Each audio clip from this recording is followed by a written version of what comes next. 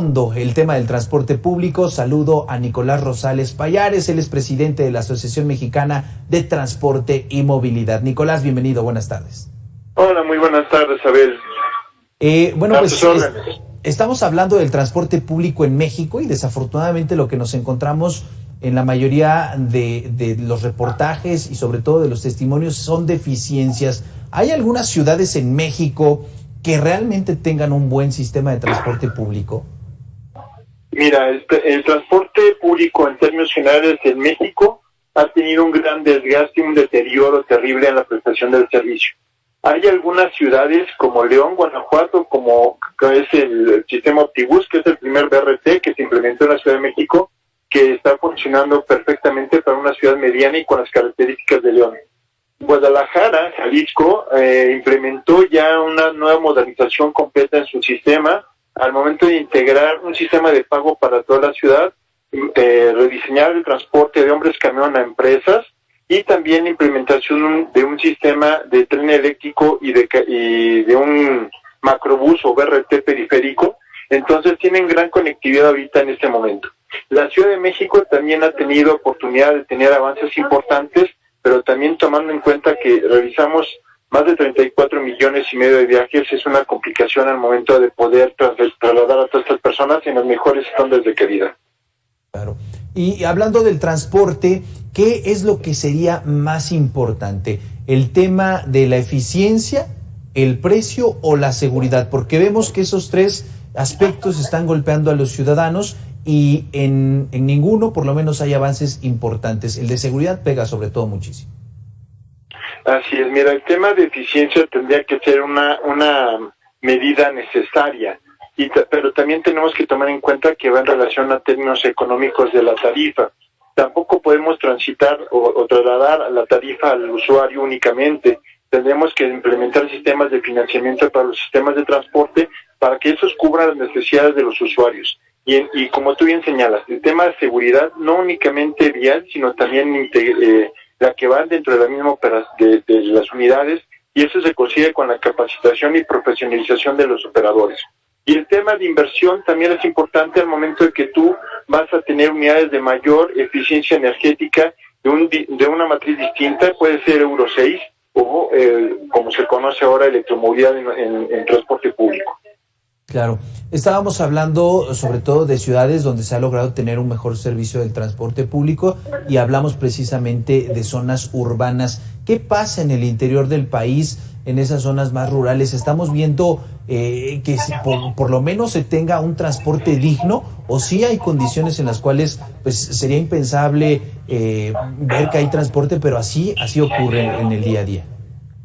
Lamentablemente el transporte en México en términos generales, en términos urbanos es deficiente. Imagínate en términos rurales o interurbanos también tiene una gran complicación y tiene que ser abarcado de una manera integral el transporte público, con una diferenciación de tarifas para los usuarios también es necesario, pero aquí el principal tema es una política pública que permita la implementación de programas que mejoren el transporte público y que la gente se sienta en la confianza de poder transitar de manera rápida y eficiente y también económica en sus traslados diarios. Hemos visto también cómo algunas autoridades han impulsado estos nuevos sistemas, incluso con energías limpias, buscando mayor eficiencia en el servicio del transporte público. Esto quiere decir que tendría ya que ser responsabilidad del gobierno empujar estos sistemas y dejar de lado el asunto de los concesionarios, donde vemos que es muy difícil que las unidades se vayan modernizando y al final, bueno, pues eso le pega a los usuarios quienes tienen un transporte sucio, un transporte en mal estado o que a veces no tiene los asientos. Mira, el problema es un problema general desde la parte de las autoridades porque dejaron de hacer su tarea en un principio, se dedicaron únicamente a regular y no a planear, número uno. Esto obligó o ocasionó también más bien a que los operadores de transporte público pues no tuvieran esa modernización requerida como lo establece la ley de movilidad actualmente. Cada 10 años tendría que hacerse esta modernización, pero vemos Específicamente hay unidades con más de 20 años de vida útil que ya son obsoletos, inseguros, de poca capacidad y que en realidad no están dando un servicio de calidad. Pero es necesaria la implementación de una política pública con la participación de estos modelos como tipo Metrobús, que es participación público-privada, donde hay un órgano regulador y hay una inversión por parte de operadores o concesionarios para mejorar los sistemas de transporte en cuanto a la operación. Entonces, es necesaria la participación tanto del operador, con la experiencia que tiene ya más de 50 años en muchos de los casos de la Ciudad de México y también en el país, y también la participación de las autoridades con programas fiscales o financieros que permitan tener acceso a créditos que permitan banquear esos proyectos. Nicolás, planteabas lo que ha dejado de hacer la autoridad y por eso se tienen los problemas actuales. ¿Es un tema de voluntad, es un tema de responsabilidad o también encontramos que hay se relaciona el aspecto electoral o político y hasta asuntos de corrupción? ¿También lo vemos ahí? Mira, más que nada es un tema de voluntad política. En el caso de México no hay una política federal que venga desde el gobierno, pero se le asigna la responsabilidad a los estados y ellos son los que realizan estas tareas. Se les asigna un tema de presupuesto, pero hay muchos estados que te puedo decir que invierten 0 pesos y en diferencia hay otros proyectos que sí están invirtiendo. Aquí es un tema de voluntad política, de tener presupuesto y también de inversión. Es un tema que es coyuntural, pero también te digo, bajo los nuevos modelos es necesario que el hombre camión, como se le conoce a los microbuses, transite a otro modelo como serían las empresas de transporte, donde implica una profesionalización, capacitación en todas las áreas, y en eso me refiero a la administración, operación, mantenimiento, que son una garantía para una buena prestación del servicio. Pero esto va de la mano, no puede ser un esfuerzo únicamente de los particulares en esta modernización. Recordarás que en un momento dado, cuando eran los colectivos, se cambiaron a combis, de combis a microbuses, de microbuses a autobuses, y el último gran ícono en transporte público es el Metrobús, que es una participación público-privada, pero que es necesario este modelo para poder modernizar el transporte. Claro.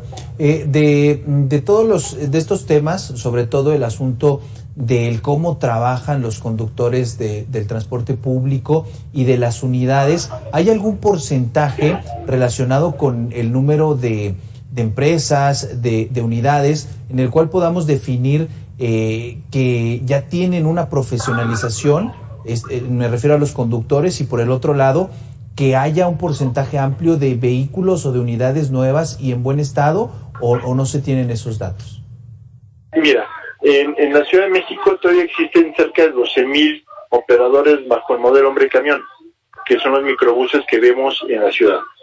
Se han modernizado aproximadamente cerca de 5,000 unidades viejas, obsoletas, bajo el modelo microbús, y se han conformado empresas. En ese sentido, se puede decir que ha sido muy poca la conversión. Estamos hablando de cerca de 6,000 unidades viejas que se cambiaron para cerca de 2,000 unidades con mayor capacidad de tecnología que están circulando bajo el modelo de corredores de transporte. Perfecto. Pero eso implica la modernización en esos sistemas de capacitación y profesionalización.